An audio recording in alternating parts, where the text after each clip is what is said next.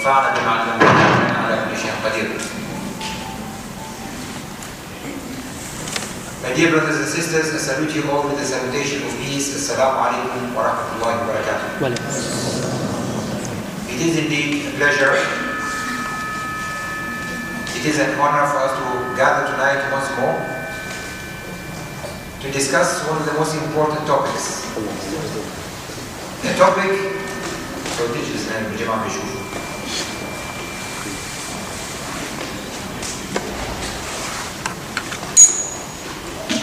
a topic that is so dear to everyone's heart, and that is talking about youth, talking about teenagers. It is a stage that every single person of us did go through that phase, and yet we tend to have a short memory, and only when we are blessed with kids and they go through that stage, we realize how difficult it was and how difficult it is, and sometimes we wonder, did you truly ask for it? Because when people get married, they always desire to have kids.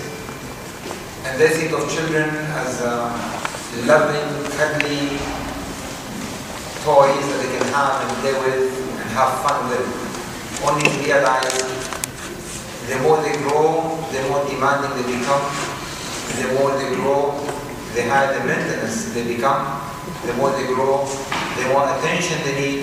The more they grow, the more troublesome they become. And one begins to wonder, was it a good thing to have children in the first place? Or would it have been a better idea not to have them? Nevertheless, one has to see having children as a blessing, has to see it as a gift.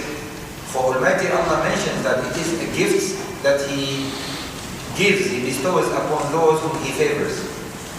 يَهَبُ لِمَنْ يَشَاءُ إِنَاثًا وَيَهَبُ لِمَنْ يَشَاءُ الذُّكُورَ. Allah gifts those whom He wills girls, and those whom He wills boys. أو يزوجهم ذكرانا وإناثا, or He gives them both boys and girls. ويجعل من يشاء عقيما, and Allah makes some barren, unable to bear children, as part of His wisdom.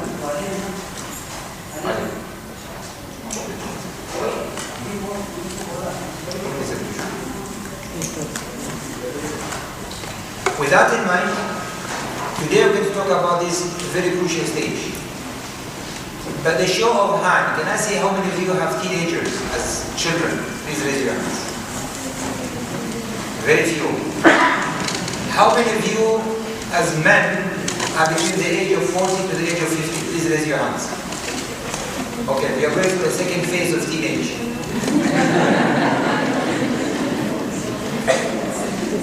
How many of you are below the age of 9? Below the age of 9. We have 1, 2, 3, below the age of 9. Below the age of 9. We have a few people, okay? Below the age of 9. No, you. You as a person below the age of 9. Do you have anybody below the age of 9? Nobody. No, first phase. Nobody. Okay. So in that case, you've all embarked upon that stage, that phase once upon a time, or you are going through that phase for the first time, or maybe for the second time, or you have children, or you're expecting children to go through that phase, or you have brothers and sisters, or you have relatives who are going through that stage, or you know a friend or someone who seems to be complaining or having difficulties managing the children or teenagers, whether boys or girls. So tonight, we are gathering here to try to understand. Once we understand, then we can begin to think how best to make that phase the most enjoyable part rather than the most torturous, treacherous times that we go through. The first thing that I would like to hear from you, and I would like, whether we have mics to go around, but whatever you say, I will echo back. I would like to understand what are the typical issues, what are the typical challenges you have with regard to teenagers. So just shout. Environment. Sorry? Environment, surrounding. The surrounding environment. The surrounding environment, you want to raise them one way, and the surrounding environment wants to raise them another way. Okay, that's the one? The so school. the influencing environment. The school. The school, they mates, whenever they meet their friends. The environment, basically the school also can be an influencing factor. Okay? They become more demanding. They become more demanding. When they become more demanding, basically they say, give me, yeah, and they don't want to continue. The technology and the distractions that they have that seem to be taking a lot of their time. The environment around us. The environment? It creates that, it creates something like teenagers want to be different, although it may not be the reality. Okay, the environment from the media to the fashionable environment to the friends to the social media, it all portrays that teenagers have to be totally different. They have to be a breed of their own. Okay? Anything else? Curiosity. At that age they went through exploration phase, and sometimes out of curiosity they may try things that could be dangerous or harmful to them. Isolation. What about isolation? They close themselves in their own rooms and Okay. see them. They basically isolate themselves and they do not seem to fit in the environment. They don't want to socialize with family. They don't want to have family visits. Yeah, they prefer to be alone, together. Okay, birds of feather flock together. So, my son? Excuse me. What can you do? Okay, anything else? Chef, maybe jahil of father and mother. What about it? Jahl. Okay, They don't know how to raise them. ignorance from parents on how to raise children may contribute. Okay, one more. Television. Television, so the media. Yeah, all of these are true. عندنا الأخوات من حسب المكان. لو الشباب شوية فرغوا شوية جيبوا قناة إضافية.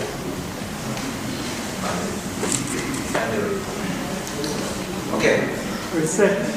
Yeah, that is a consequence. As a consequence of all these influencing factors, we see some behavior. So now let us talk about some behaviors that we see that may appear to you to be wrong. One of them is lack of respect. Anything else? Iman. Okay, lack of understanding of values. Iman. Okay, faith.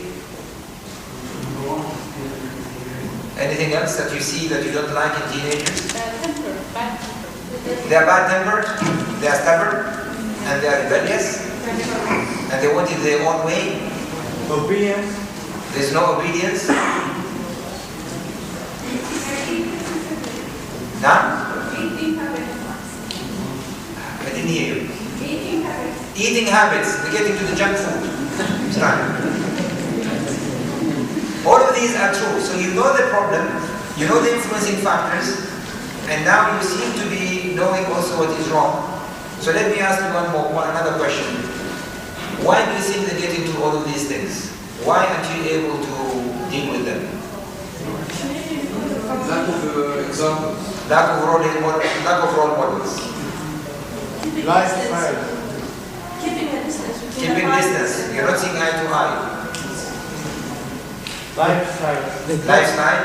The gap in perception between parents and children. The gap in perception between parents and children. They're living a different age altogether. Media. Taking care too late, while our age is already gone. Okay. Not in that stage. We don't seem to take care of them early enough, and then by the time we want to deal with the issue, it's a bit late. We buy them. Now, We buy them gifts. we try to blackmail them by buying gifts to them. Yeah, okay? Sometimes you want to raise them the way they go better than us. Sometimes you want to raise them the way you were raised. The fact that they think they know better than The fact they think they know better than you. Yeah? Congratulations. They're just going through the teenage phase. They're accepted. It's just a phase they go through. You just have to accept it and live with it. Okay? Yeah? Now, let me try to give you my understanding of teenagers. First of all, we all need to understand from the age of 9 to the age of 17, that is the age where every single person will go through, and when they go through, they are going through a transition period. They are going through a transition period of shifting from being children to being adults. And in that phase, the priority to them is all about seeking identity. wanting to know who are they. So in seeking identity, what they want to do, they want to explore, they want to try. And as they keep on trying, they are searching for a model, they are searching for a role model, they are searching for good examples. And one thing as human beings, irrespective of age, irrespective of gender, irrespective of nationality, irrespective of creed, irrespective of civilization, as human beings, we need to understand two things. Two things that drive every single person. The motives of life are only two. If we can understand these two, then we can begin to understand other people, and in the same token, understand ourselves. The first motive in life, somehow, we all wake up in the morning, shouting loud and clear, telling the world, we say, I am here. Hello, I am here. You hear that? Someone heard me. And someone says, I am also here. Sorry. From birth to death, we find ways to say I am here. For example, just now we heard a baby, a toddler. What do babies, when they are born and they are infants, what do they do to say I'm here? They cry. When they cry, what do? We react. We pay attention. We lift them. We hug them. And then they say, oh, you notice that I'm here. Very good. Now they begin to crawl. They begin to crawl now and they begin to walk. What do they do to say I'm here? They break things. They try to touch things that they're not allowed to touch, from hot coffee, to breaking the vase, to holding the knife, to climbing the stairs or the ladders.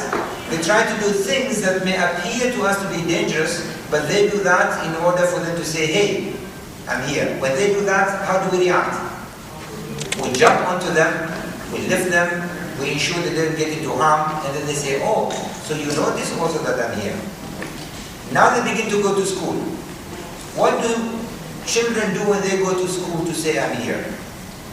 We have mainly about 2 or 3 categories at school that they would say, I'm here. One group would become troublemakers.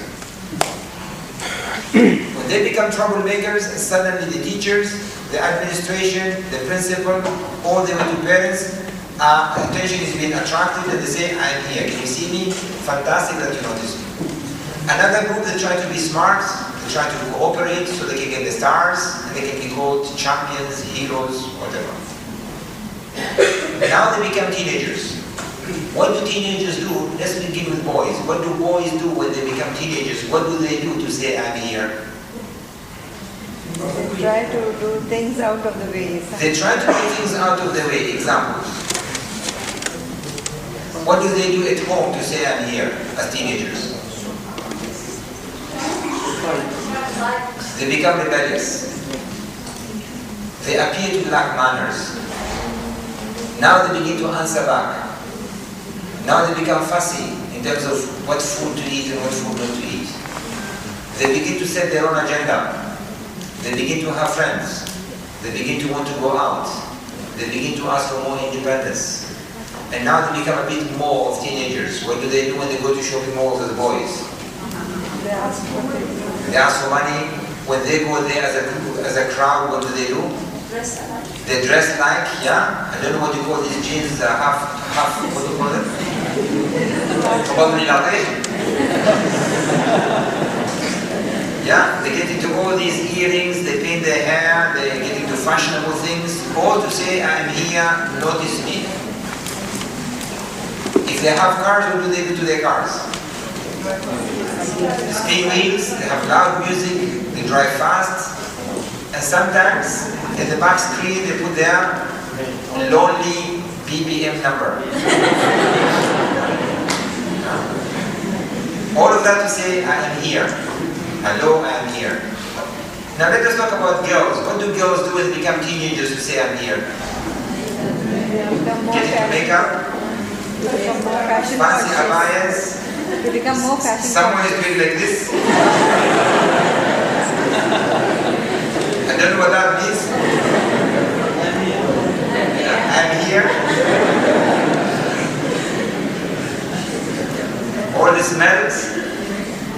sometimes they walk. Tack, tack, tack. It's all to say I am here. Telephones, different colors, different other things. And sometimes they pretend that they receive a phone call to say I'm important to come and see you. And all this stuff. A word of advice to men. Whenever a woman seeks attention, and I'm talking here about a female that is a relative, not any female. I need to qualify that. When a relative female seeks attention, my simple advice to you, make sure you give her the undivided attention. If you don't, you're in trouble. Am I right? Yes. So when you go home, this is a question now to you. What do you do at home to say I am here? Whether you are a man or a woman, whether you're a teenager or an adult, what do you do to say I am here? Observe yourself. What do you do in society to say I'm here? Observe yourself. What do you do at work to say I'm here? Just observe yourself. There are things you do to seek attention, to say I'm here. When I travel at the airports, or when I go to busy places, I always like to retreat from the crowd and just observe the different signals people are sending to say I'm here. And the question is this. Why do people demand attention? Why do they want to be noticed? They are social beings. They are social beings, absolutely. Even beyond that, why do they seek attention? Why do they want to be noticed? They want to belong.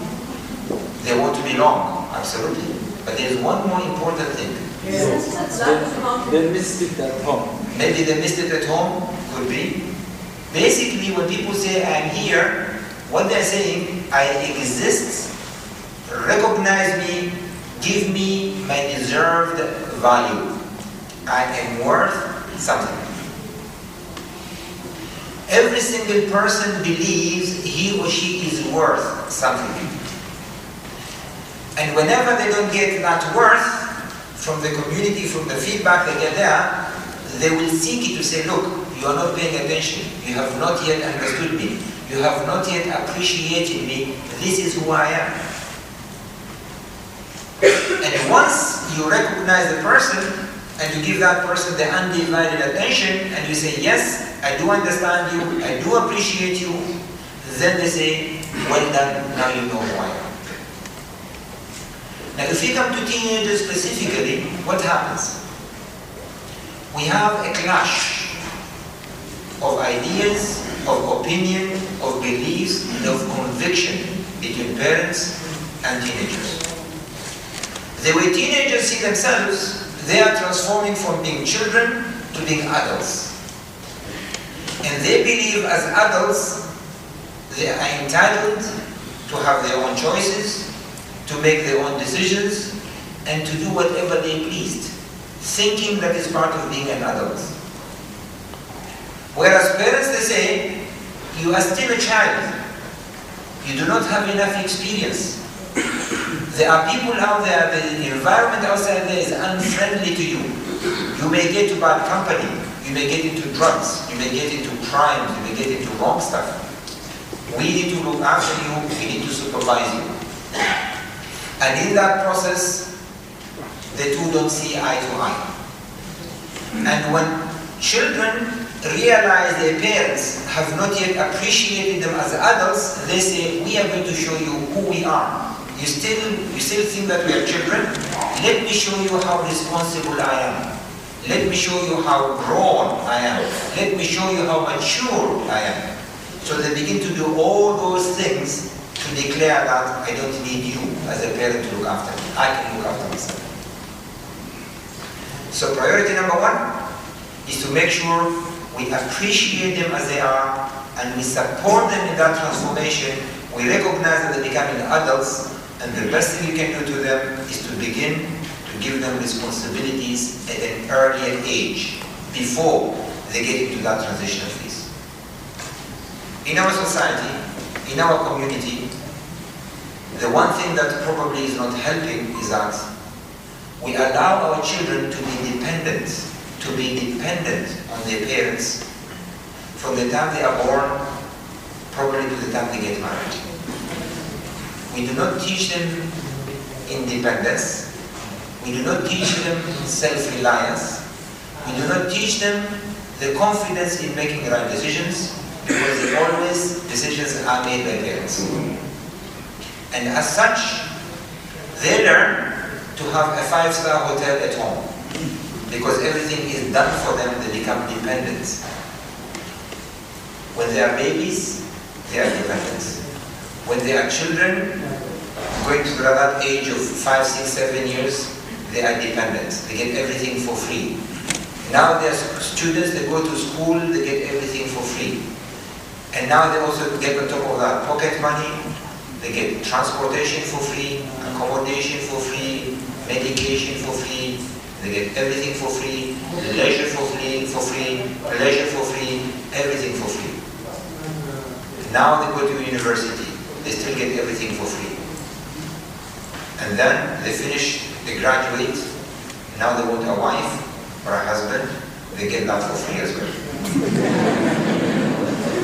Because who finds them a job? It's the parents. Who finds them a spouse? Maybe them, but parents play a big role. Who organizes all these wedding ceremonies? It's parents. Who pays for all of that? Parents. Who provides accommodation? So if we do that to them, then as a result, today we have a community that is irresponsible, that is dependent. They are not independent, for them to become interdependent. So two things we need to realize here. First, let us recognize children, even when they are children, let us give them their due respect and value as they deserve. Number two, let us teach them from the early age responsibility, taking care of themselves and becoming responsible to every decision they make.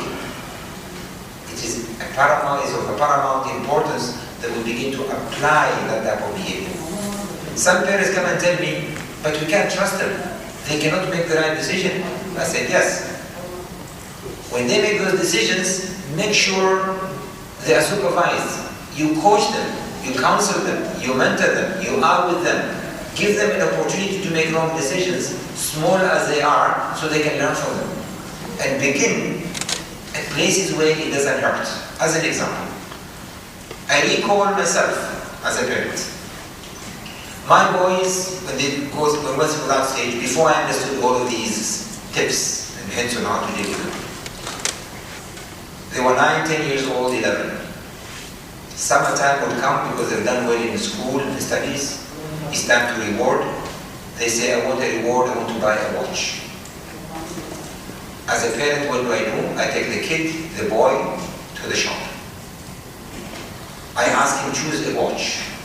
He chooses a watch that is colorful, that is fancy, maybe doesn't even work. He says, I want that. As a father, being an engineer, I go for practicality. I say, look, this is not good. Better buy this one, which is a digital watch. Look, it has dates, it has a watch, it has stopwatch, it has a timer, and then it has all of this stuff. It's good that you buy this one. Plus it has got all dates, including weeks, it can tell you exactly. And it has alarms as well. It can wake you up. He says, but I don't like it. He says, no, you don't understand. This one is not good for you. And then you get into the debate, eventually they have to give in, because it's either my way or highway. So they said, okay, I'll buy it. Within 2 days, they ensure that they break it. Or they lose it. Because it was not their choice. Then now they want to go and buy clothes. Now they go with the mother. They go there, they look at fancy, colorful clothes, and the mother says, no, that doesn't suit you. This is better for you. No, I don't like it. No, yeah, this suits you. And then eventually, they have to give in. And as a result, they lack confidence in themselves. They keep on relying on a father or a mother to make decisions. All the way to their adulthood. Which means that when they go through that transitional period, and biologically, physiologically, emotionally, and mentally, they are going through a change, then they will begin to be influenced by other people, because now they rely on other people to make decisions for them. And when